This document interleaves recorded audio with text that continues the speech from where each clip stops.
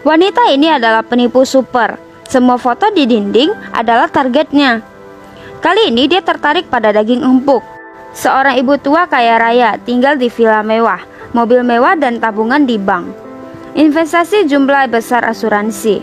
Benar-benar seperti uang berjalan. Dan ibu tua ini juga sudah tak ada sanak saudara. Ini jadi target sempurna. Jadi Marla bergegas melakukan aksinya.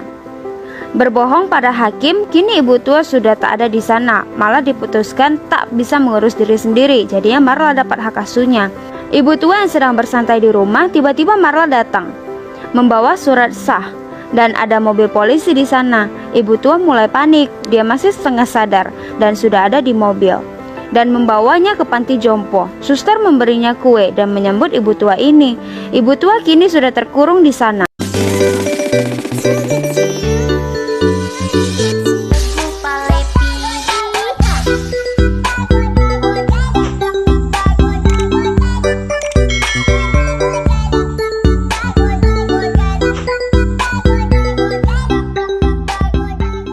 Marla membawa ibu tua ke kamar, bilangnya ini semua demi dia.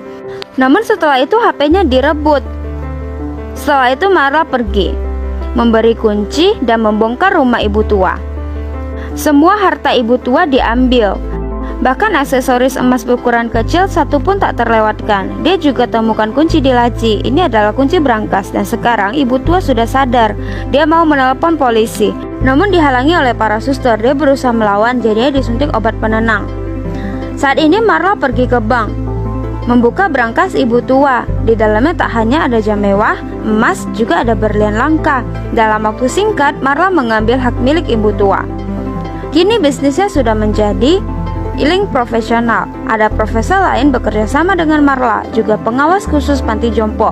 Dengan begini penghasilan dia juga semakin tinggi. Awalnya mengira ini akan berlanjut, namun tak disangka ibu tua masih ada anak, dan anaknya adalah ketua preman. Tingginya hanya 135 cm, namun ternyata dia pembunuh kejam. Baru keluar dari penjara, lalu kehilangan kabar ibunya. Setelah diperiksa, ibunya ditangkap oleh Marla, dikurung di panti jompo. Namun sangat sulit dapat keberadaannya. Anaknya lalu turun tangan dan mencari pengacara. Pengacara bertemu Marla. Marla tidak tahu sedang berhadapan dengan siapa. Marla sangat basa bodoh. Pengacara langsung lemah, lalu mengeluarkan koper isi uang. Marla kemudian sadar, ibu tua ini sangat berharga. Lalu dia membuka harga 500 juta dolar. Pengacara tak mau, lalu pergi dari sana. Sebelum pergi bilang cepat lambat kau akan hancur, pulang dan berlindunglah. Marla awalnya tak takut, lalu dia bertemu dengan ibunya mencari info. Ibu tua mendengarnya dan terbengong dan tersenyum jahat. Di sisi lain anaknya tahu ibunya dibully, sangat amat emosi, mengutus 3 anak buah menjemput ibunya. Dan dia tinggal di mobil, berakting sebagai tamu, kemudian mengancam kepala panti. Namun kepala panti tak mungkin menurut, anak buah langsung menyentrumnya dan langsung bergegas. Akhirnya ketemu kamar sang ibu. Namun saat ini satpam datang dan dua pihak lalu saling menembak. 2 anak buah tewas. Sisa 1 yang membawa sang ibu. Padahal sudah keluar panti. Namun detik ini Marla malah datang.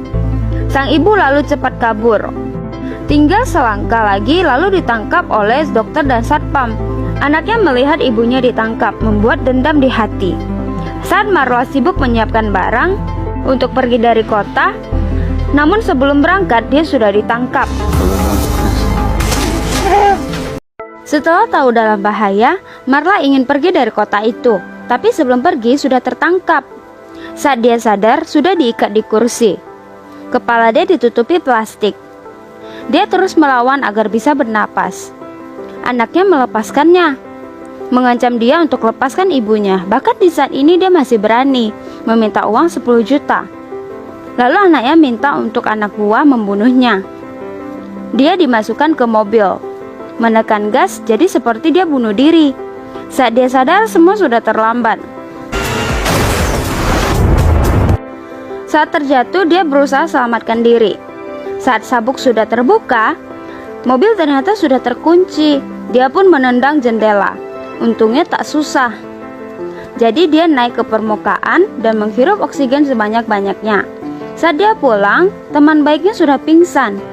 Di rumah penuh aroma gas. Dia cepat bawa temannya keluar. Saat sampai di mobil, di rumah terjadi ledakan. Kali ini mereka sudah tak ada jalan lagi. Kini mereka harus bertahan. Mereka mencari rumah si anak, mengikuti mobilnya dan tahu sarangnya, pakai wig dan masuk ke dalam. Marla sampai di garasi, menyentrum supir, lalu menyergap si anak dan menyuntiknya. Hello again.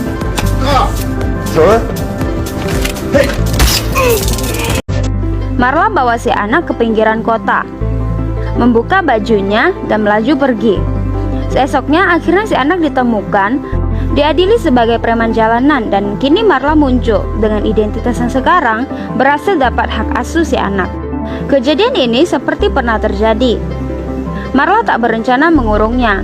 Dia meminta uang 10 juta. Jika uang sampai, Marla akan menghilang. Si anak setuju dan juga menawarkan sesuatu yang menarik, yaitu kerjasama, menguatkan komunitas yang sedang dijalankan ini. Tawaran ini sangat menarik, yang tak mungkin Marla tolak. Film selesai, bye.